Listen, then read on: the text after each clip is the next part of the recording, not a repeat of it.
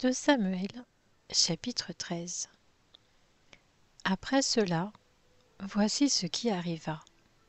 Absalom, le fils de David, avait une sœur qui était belle et qui s'appelait Tamar. Or Amnon, le fils de David, tomba amoureux d'elle. Amnon était anxieux, jusqu'à se rendre malade à cause de sa sœur Tamar. En effet, elle était vierge, et il lui paraissait difficile de faire la moindre tentative auprès d'elle. Amnon avait un ami du nom de Jonadab.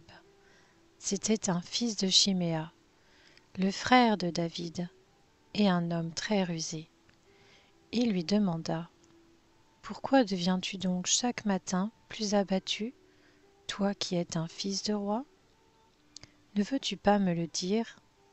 Amnon lui répondit: « J'aime Tamar, la sœur de mon frère Absalom. » Jonadab lui dit: « Mets-toi au lit et fais le malade. Quand ton père viendra te voir, tu lui diras: Permets à ma sœur Tamar de venir me donner à manger, qu'elle prépare un plat sous mes yeux, afin que je le voie, et qu'elle me serve elle-même à manger. »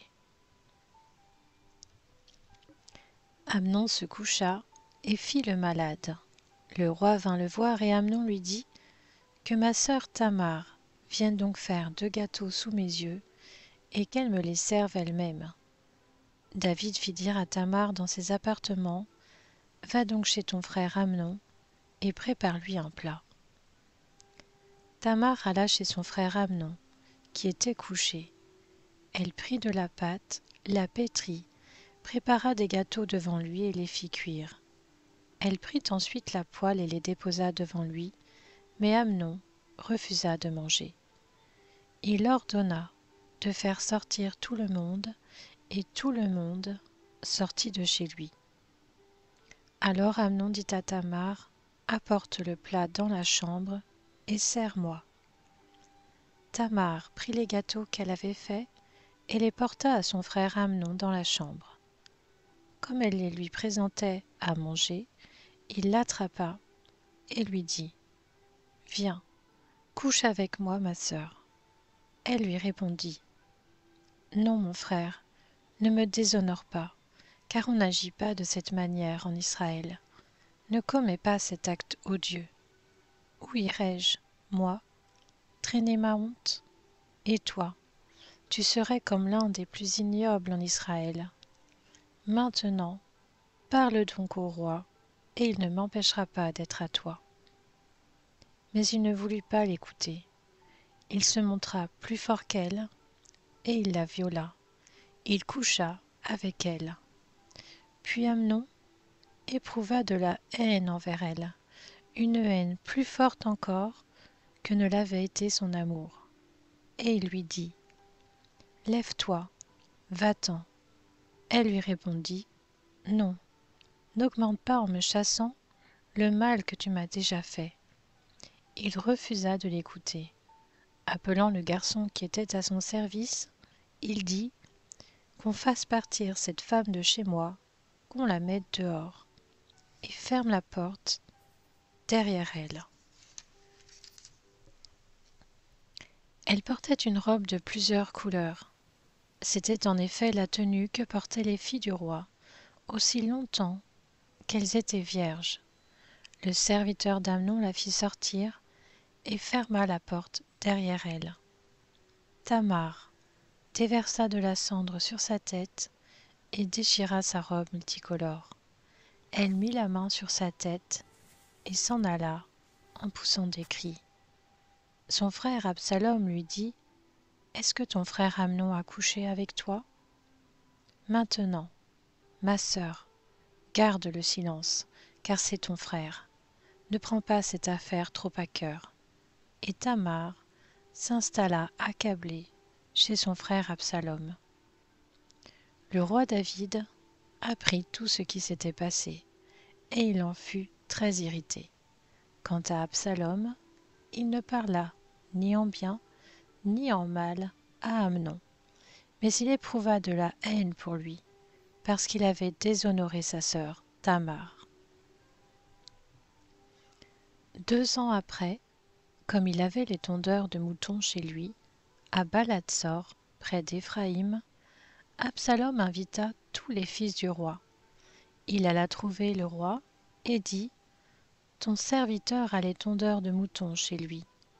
Que le roi et ses serviteurs viennent chez ton serviteur. » Le roi dit à Absalom : « Non, mon fils, nous n'irons pas tous chez toi.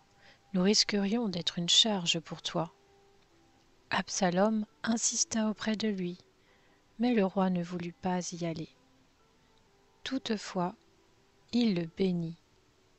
Absalom dit : « Permets du moins à mon frère Amnon de venir avec nous. » Le roi lui répondit : « Pourquoi irait-il chez toi ? » Sur l'insistance d'Absalom, le roi laissa Amnon et tous ses fils partir avec lui. Absalom donna cet ordre à ses serviteurs : « Faites bien attention au moment où le cœur d'Amnon sera réjoui par le vin et où je vous dirai de le frapper. Alors, faites-le mourir sans crainte. N'est-ce pas moi qui vous l'ordonne ?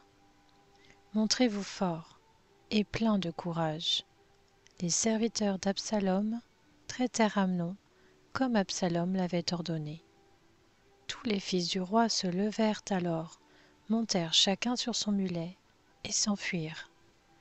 Ils étaient encore en chemin quand le bruit parvint à David qu'Absalom avait tué tous les fils du roi et qu'il n'y avait pas un seul survivant.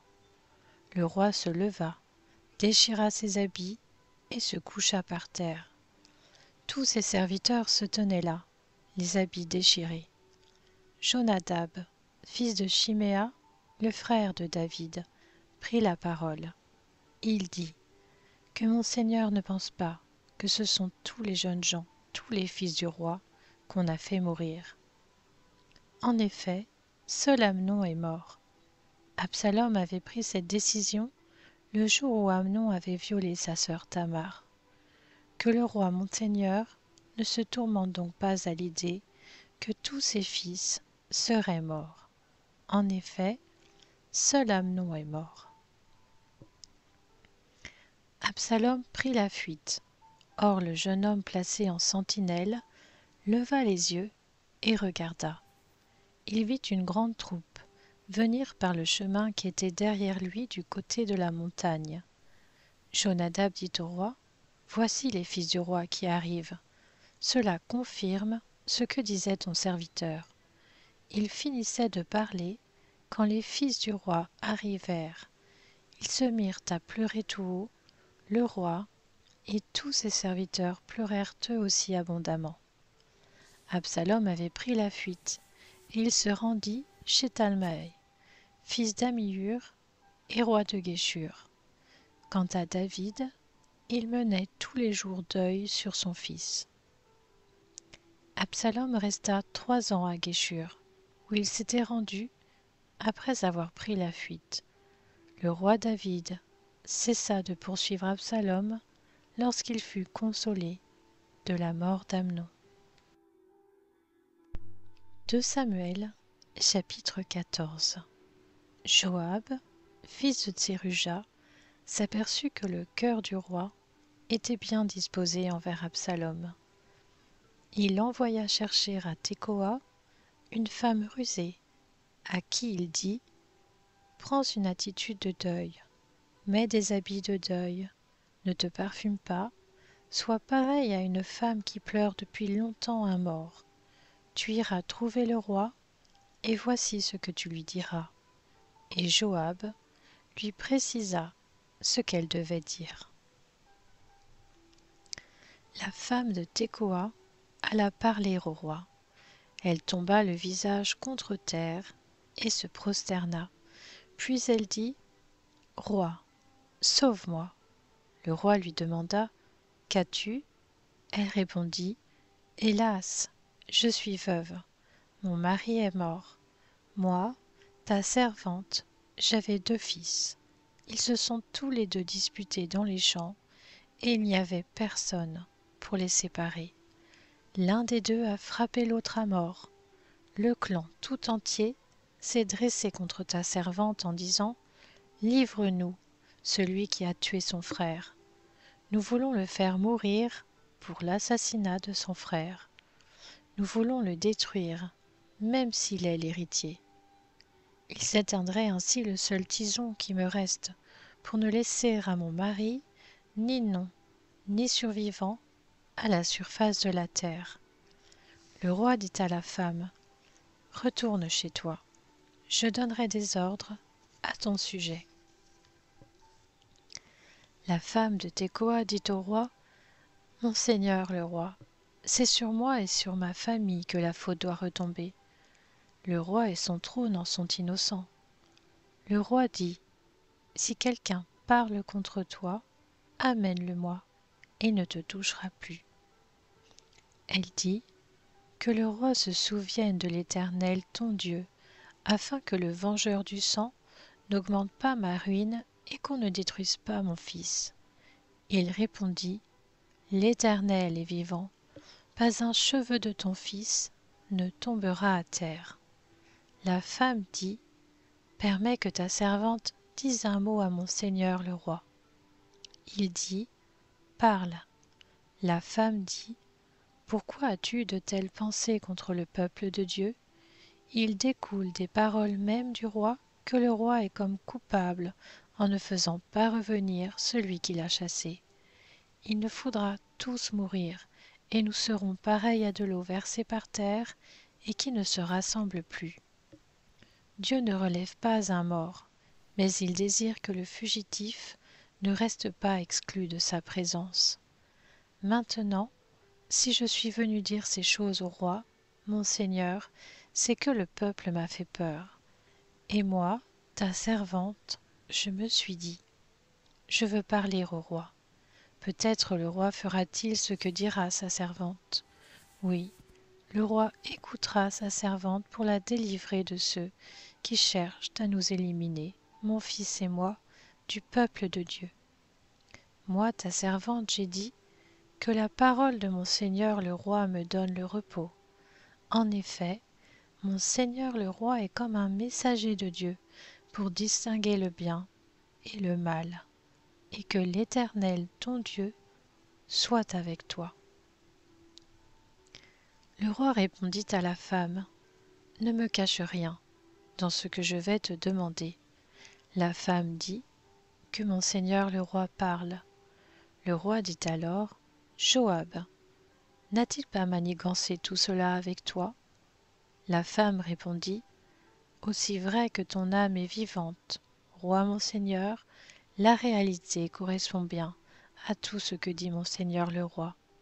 C'est en effet ton serviteur Joab qui m'a donné des ordres et qui m'a précisé à moi, ta servante, tout ce que je devais dire. C'est pour présenter les choses d'une autre manière que ton serviteur Joab a fait cela. Mais mon Seigneur est aussi sage qu'un ange de Dieu pour connaître tout ce qui se passe sur la terre. » Le roi dit à Joab, « Je veux bien agir comme tu l'as dit. Vas-y donc, ramène le jeune Absalom. » Joab tomba le visage contre terre et se prosterna. Il bénit le roi, puis il dit, « Moi, ton serviteur, je sais aujourd'hui que j'ai trouvé grâce à tes yeux, roi mon Seigneur, puisque tu agis conformément à ce que j'ai dit. » Joab se leva et partit pour Guéshur, et il ramena Absalom à Jérusalem. Mais le roi dit qu'il se retire chez lui. Il ne sera pas admis en ma présence. Absalom se retira chez lui, et il ne fut jamais admis dans la présence du roi. Il n'y avait dans tout Israël aucun homme aussi réputé qu'Absalom pour sa beauté. Depuis la plante du pied jusqu'au sommet de la tête, il ne présentait aucun défaut. Il se rasait chaque année la tête parce que sa chevelure était trop lourde pour lui. Lorsqu'il le faisait, les cheveux de sa tête pesaient environ 2,5 kg, d'après la valeur étalon royal. Absalom eut 3 fils, ainsi qu'une fille du nom de Tamar. C'était une belle femme.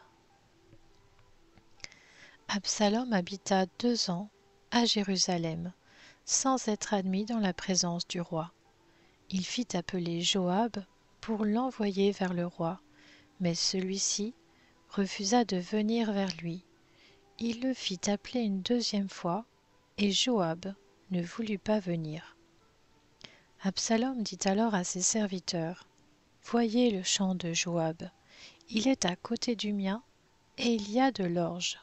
Allez-y mettre le feu. Et les serviteurs d'Absalom mirent le feu au champ. Joab se leva et alla trouver Absalom chez lui. Il lui dit: Pourquoi tes serviteurs ont-ils mis le feu au champ qui m'appartient? Absalom répondit à Joab: Eh bien, je t'avais fait dire de venir ici. Je voulais t'envoyer vers le roi, afin que tu lui dises: Pourquoi suis-je revenu de Guéshur? Il vaudrait mieux pour moi que j'y sois encore. Je désire maintenant être admis dans la présence du roi, ou si je suis coupable de quelque chose, qu'il me fasse mourir. Joab alla vers le roi et lui rapporta cela. Le roi appela Absalom, qui vint vers lui et se prosterna le visage contre terre en sa présence. Et le roi embrassa Absalom.